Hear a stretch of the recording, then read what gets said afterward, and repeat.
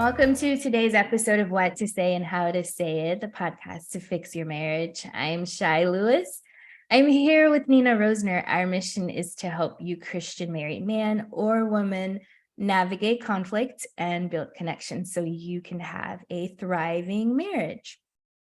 So today our topic is what to say when there's trauma and maybe even physiological damage that is involved in the communication. So I just have a disclaimer. We're not mental health experts and we're not doctors.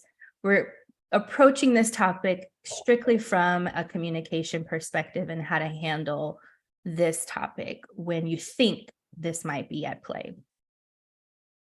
So Nina, welcome. I know you have lots of knowledge around this topic. You often mention the part of the brain called the hippocampus, where we process things and we problem solve and we learn, and how that affects our communication. Curious of your thoughts around what that looks like whenever we're in conflict and there's been some kind of traumatic event that affects that part of our brain.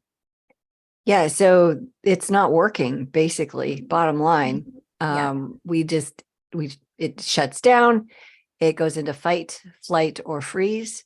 And now people are saying there's some other elements to that. And then there's this debate in psychology around it. My daughter's actually a psychology major at a Christian college here in the United States. And that is one of the things that she's learning is there's some things that, it just expands and contracts and all of that. But I remember last year, we had a tornado.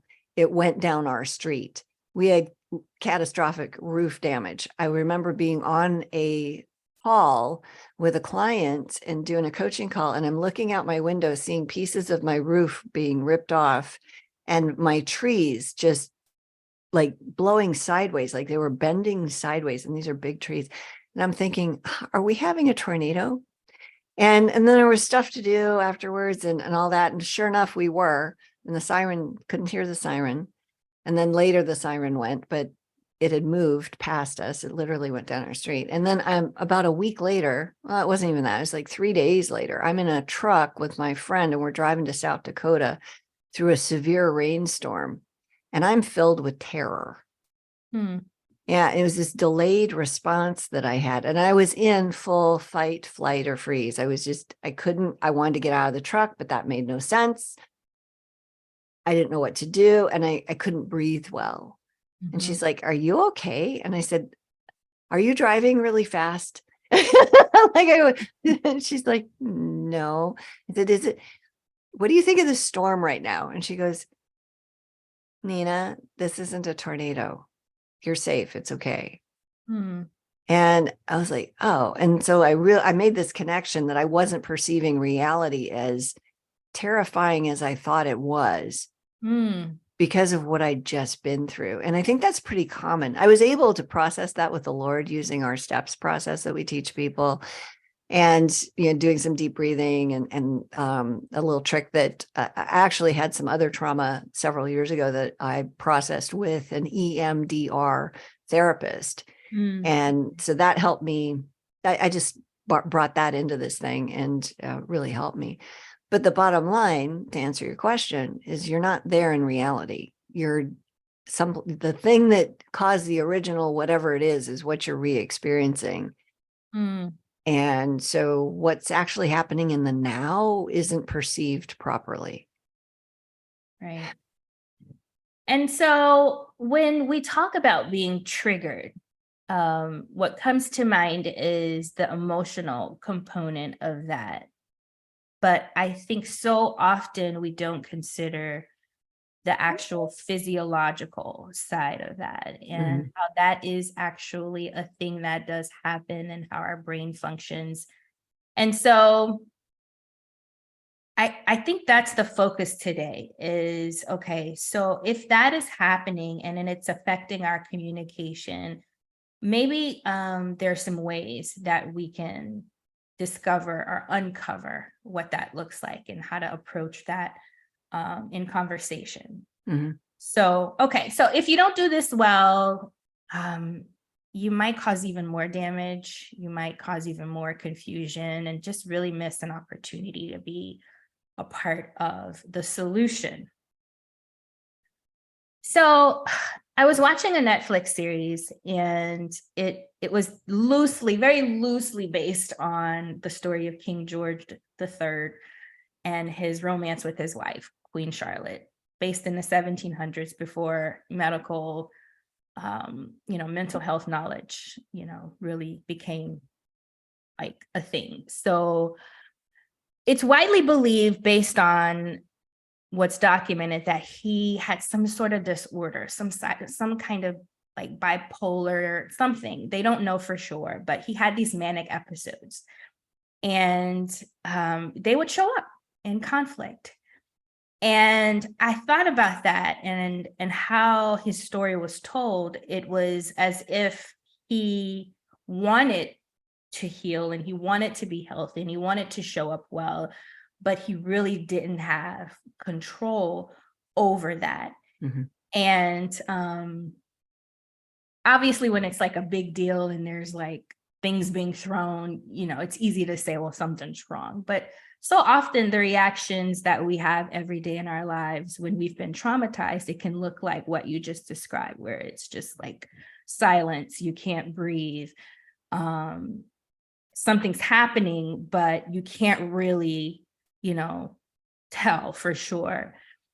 And so the question I have is, if that is the case, if there is something truly happening that's hindering our communication, is there a what to say in that moment? Whether you're the person, and you have to, of course, have the awareness to say, hey, something's wrong, I'm not able to like show up well. Or if you're on the receiving end and you think, oh, maybe something's happening that's beyond the spiritual, or in addition to the spiritual and the emotional. Is there a what to say in those moments? Yeah, absolutely. Just reaching out to somebody and saying, hey, are you okay? Like what's going on for you right now? And then asking them questions around, what does this feel like for you right now physically? And do you have a tight chest, or your shoulders, or your stomach? Is there something? And then listening to that. We have, we're a huge fan of Dr. Marcus Warner's book, Understanding the Wounded Heart. And in that, he talks about the two types of trauma. So type A trauma is the absence of something good. Type B trauma is the bad thing that happened. So an absence might be somebody didn't celebrate your, base hit that you got in Little League, right? They just criticized your, lack of making it to second because you have a stupid teammate or whatever that, whatever it is, but you're lacking in support from your family. Like that's an absence. That's traumatizing to people, the neglect. And it's really hard to put a finger on what that looks like, but it's the absence of the good that you should have received. Type B trauma is like my example with the tornado situation. And we see this with people, who have traumatic experiences where, they feel like, oh, my parents are divorcing and they're having this horrible fight and it's all my fault. And, for a 7-year-old, that can be traumatizing, right? And so something happens to us. And one of the things that Dr. Warner's book talks about is, you uncover a wound based on that. And then it's normal human behavior for a child to try to make sense of that. So we believe that the enemy comes into that moment also. And not all the time, but a lot of the time, he'll say something like, well, this is your fault. If you were better, they wouldn't be fighting. If you were, worth picking up from soccer in the first place, they wouldn't be angry at each other because dad forgot to buy milk on the way home, because he was running late or whatever, because he had to get you. These things happen and they're damaging. So in an interaction with your spouse, you're not dealing with what's actually, it's not about them not being able to find their glasses, for example. It's not about them not knowing where you left your cell phone. And, it's not about them not putting their dish in the dishwasher. It's related to all this garbage from childhood, the trauma, and it feels the same. And maybe even they said a phrase that your parents said to you. Well, you just need to be better at picking up after yourself. And maybe there's more underneath that, right? And maybe that little phrase kicked over the beehive in their heart that's a wound that has existed for 25, 45 years. And so now you're interacting with something that's not what you think it is. On the surface, they're just overly emotional. They're in fight response, maybe, where they're verbally aggressive because of this trauma. Or maybe they're in flight response, which is, I don't want to talk to you anymore. I'm just out of here. Or they're stonewalling. Or their freeze response, they're just looking at you and they don't know what to do. And when we see that in somebody else, the correct response is, hey, are you okay? You seem something. What's going on right now? And if you can get them to leave that historic moment that they're re-experiencing and join you in the now, it's like, yeah, what's going on for me? Then they have to wrap language around it, and they're out of their emotion mind and they're into their language center, which is in the left side of their brain, which no emotion lives over there, or at least less, right? And they're trying to form language around it. And so they calm down. It helps them calm down. Like, what are you feeling right now? Do you have a name for that? Like a scale of 1 to 10, how bad is this? If 10 is like, you're the most angry you've ever felt in your whole life, and 1 is, no, I'm good, things are great. What number would you give you? Okay, so what would it take for this to be like a 6? Well, you would need to not be so stupid. Okay, so if you take me out of it, okay, like I want to interact with you here, because all I did was ask you about, like, do you see, sweetheart, that you're blowing up and screaming at me because I asked you if you'd put your dish in the dishwasher? That's a little over the top. Like, it's not like you. And this is where we call people into a higher level of being. It's not like you to get this upset. So I'm thinking there's something else here. What is it? And the hard challenge is that if we haven't healed ourselves, if we're operating out of a place of victim mentality or woundedness ourselves, then we're expecting that person to behave differently than they currently are presenting, which is then we're leaving reality and expecting them to take care of us in a space when they're clearly unable to do that. And that's not wisdom on our part. Yeah. And so then we're not able to facilitate anything good there. So we have to come at this from a leader's mindset of, how can I be of help here? This person needs assistance. How can I be of assistance? Yeah. And that's in the moment, right? Yeah, which means you've had to already have done your work. Yep. Yep. You cannot do any of that stuff if you haven't done your own work. So true. Yeah. So I'm thinking about, like, when it gets to the point where it's more than just the childhood stuff, maybe there's some sort of disorder at work, whether it's like depression, anxiety, narcissism, whatever. And it's like, no, this behavior is like destructive. And, like, is there a way to, first of all, tell, and maybe you don't know the answer to this, but I feel like sometimes the challenge is deeper or more. And so is there what to say to kind of help steer the conversation in the direction of, maybe this requires more help or like more assistance? You know what I mean? I do. And it's really important to recognize, first of all, that, we need to interact with love and give that time, because, sometimes people can heal from stuff just by giving it an audience and being listened to. So there's that. But if it's deeper than that, like you say, and it's just pervasive and it's starting to damage the family, like if you have a spouse that's yelling at your children over small things, that's not typical, and something needs to be looked at there. And so you've done all the loving things where you've said, hey, can I talk to you for a second? And what's going on with you? When you've done all of those, and yet it's still continuing, then there's like two levels of this. The first is, hey, I'm wondering if there's more to this.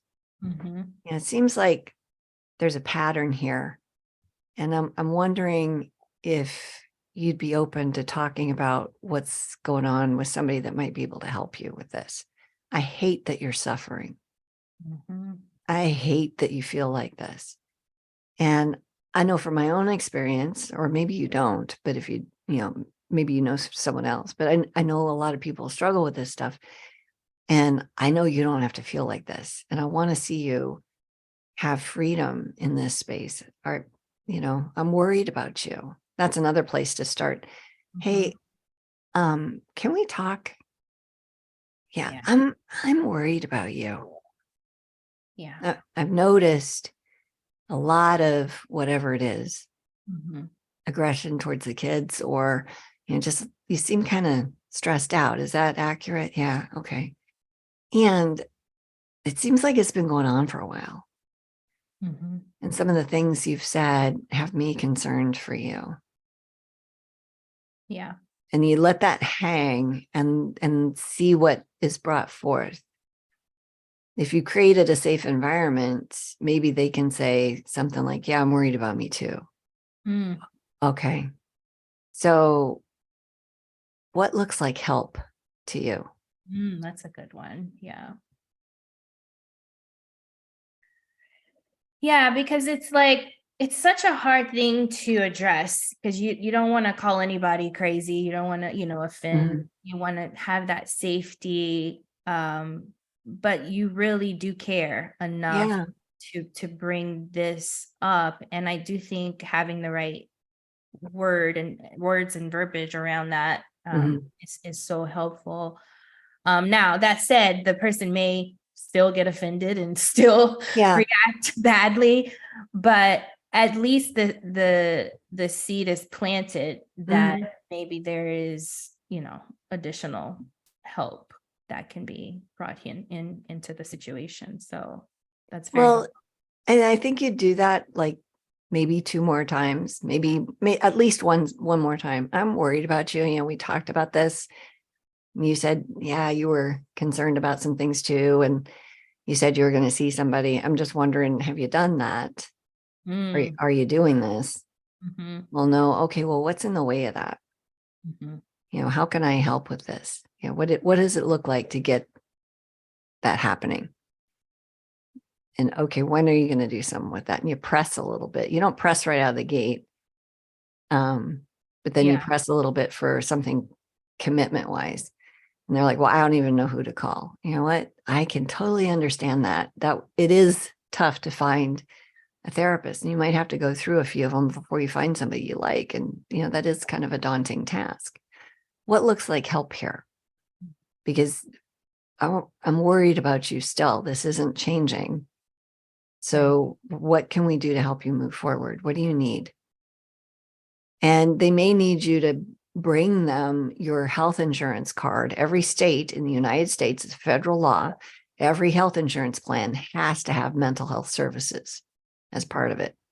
So most companies have something that's usually a phone number that you start with. And, so why don't you just call them? Right. And then you end up in that. This is all second tier stuff, right? So you get the first tier where you're meeting the person where they're at and trying to love them well through it. And you still keep doing that. Second level is you're asking, hey, I'm concerned about you. What does help look like? What do you think you need in this space? And if they're coming at you with well, you just need to be different. Okay, well, I am working on some things. Absolutely. And at the same time, we need you to handle your stuff differently than you are. So what do you need to grow in that space? And, there's things like Celebrate Recovery at churches all over the United States. That's a simple one that helps tons of people with all sorts of stuff, anxiety, depression, codependency, you name it. It's awesome. So there's that. Yeah, so, but you don't start with, I think you need, I'm going to diagnose you, because nobody's going to hear that. Exactly. Yeah. You never begin with that. You ask the questions, and they're like, well, I don't even know where to begin. Then it might be, well, would you like me to do a little bit of research and send you some options? Even if you know 4 or 5 of them, you want to ask permission to do that in that space. And then they'd be like, okay, yeah, sure. And maybe they'll do something when you shoot them an email saying, hey, here, and you make it easy, it might sound like rescuing behavior, but here's the deal. If somebody needs help, sometimes they need help. And that's what that looks like, if you've done this, and this whole process takes like 6 months probably before people will actually go in and do something. Then you get to a point of, boundaries being executed, where I love you, and this anger thing that you're levying at us when you're unhappy doesn't work for me anymore. And here's your EAP phone number. Here's the card for your EAP. I really hope you get some help with this, because until you do, our relationship is kind of in a really bad place. And it's bad with the kids now too. And 10 years from now, if you don't do something, it's just going to be getting worse. So I'm handing you this, and I'm making a big request. I want to know by Friday that you've taken action on this. I've seen people level up from there, even when nothing's occurred, and they've come back and they've said, this is the last time I'm going to ask you. And it's the second time to take action on this. And I'm going to follow up with you at the end of this week. And if nothing happens, then we're going to have a different discussion.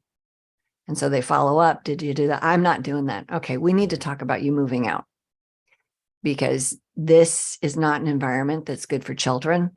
And I am not going to have them grow up in a space where they feel like dad hates them. And that's what's going on here, or whatever it is, right? You don't lie. You don't make stuff up just because I said it, don't use it. Right. But you get where I'm going with this. You have a really hard conversation. I've seen women bring in church elders. I've seen husbands bring in church elders or the pastor. And, so they have a couple of people there. All that I've described here today is Matthew 18. So it's execution from one level to the next, and you bring people in when you need to. And it's really important that you get help if you need to in that space. The other piece of it is you don't want to diagnose somebody, because you don't know how to do that. Right. Yeah. There's a lot of benefit that can come from some of the things that we do in ministry. But like yesterday, I had a coaching call with somebody that, there's a lot of trauma there. And I said, I love you. And, you're doing everything that you need to be doing here with us. And I want to ask you to consider EMDR. It's personally helped me. I've seen it help a lot of other people with trauma stuff. Right. And you don't have to go do that. You're more than welcome to keep working with me. But I think that there's something there that could really benefit you, and then help you move forward faster in these other spaces that you want to grow in. I'm not equipped to help you with that. I'm not a therapist, and there's nothing wrong with that. Right. Those people do this for a living. They understand how the vagus nerve and all the stuff interacts with you and the physiology behind it, and they heal the whole person in that space. We work on the spiritual element, and then the communication, the relational element. Absolutely. I think it's all kind of integrated, but there's times when people need to go get additional help. Yeah. When the steps don't work, when breathing doesn't work, when praying doesn't work. Like if you're constantly fearful, then that would be a thing to think about doing is, can I go get EMDR or some other type of trauma therapy? Find a trauma-informed therapist and go meet with them. Yeah. Get over the thing. Yeah, Go ahead. I think that's the point, the take home, because sometimes it's not just one thing, it's a combination of Mhm. things. And the healing process is just so complicated sometimes that you have to attack it from different levels at different times. And the part we deal with is the spiritual and the emotional, and we're forward moving. But I appreciate whenever you are stuck and you don't understand, and maybe it's a physiological thing that is in the way that you just need to know about. Mhm. And then once you know about it, then you can continue moving forward in the process. And so Mhm. I think it's important for our listeners to know that, there's a lot of help out there, and Yeah. it may be you know um, in tandem with what we're doing here. So, okay, very helpful. I think that about covers the topic. I hope that we were able to at least shed light on how to approach the topic. Even if, you're not a professional, there are still ways of suggesting how to get that additional help. And that was our goal today. So Mhm. just to quickly summarize, if you're not sure how to approach that topic, maybe just meet the person where they are, ask them if they're okay. Listening is always good. Allow them to process how they need to, maybe call them up to a higher level and use words like "it's not like you" to XYZ. This is a leader's mindset. You're really coming alongside them and encouraging them in that way. And then ask maybe the question, what does help look like? And allow them to lead themselves at some point to the additional help that they might need. Be careful not to diagnose, because we are not doctors. And if you are not one, that is very dangerous to do. There's scripture. If you're a Christian, if you need others to step into that space with you, Matthew 18 is the way to go with that. So lots of options today. What will you do with the information you have? We invite you to check out our website, greaterimpact.org. We have a free PDF for you called 5 Tools for How to Stop Walking on Eggshells. You can download that at your leisure. We also have a free e-course. Actually, it's not free, but it's minimal, I'll say. And it's called Strength and Dignity for Wives, that we think would really supplement what you're hearing today. And then, of course, we have other episodes on this channel for you that are also helpful. So thanks for joining today. We will see you next time.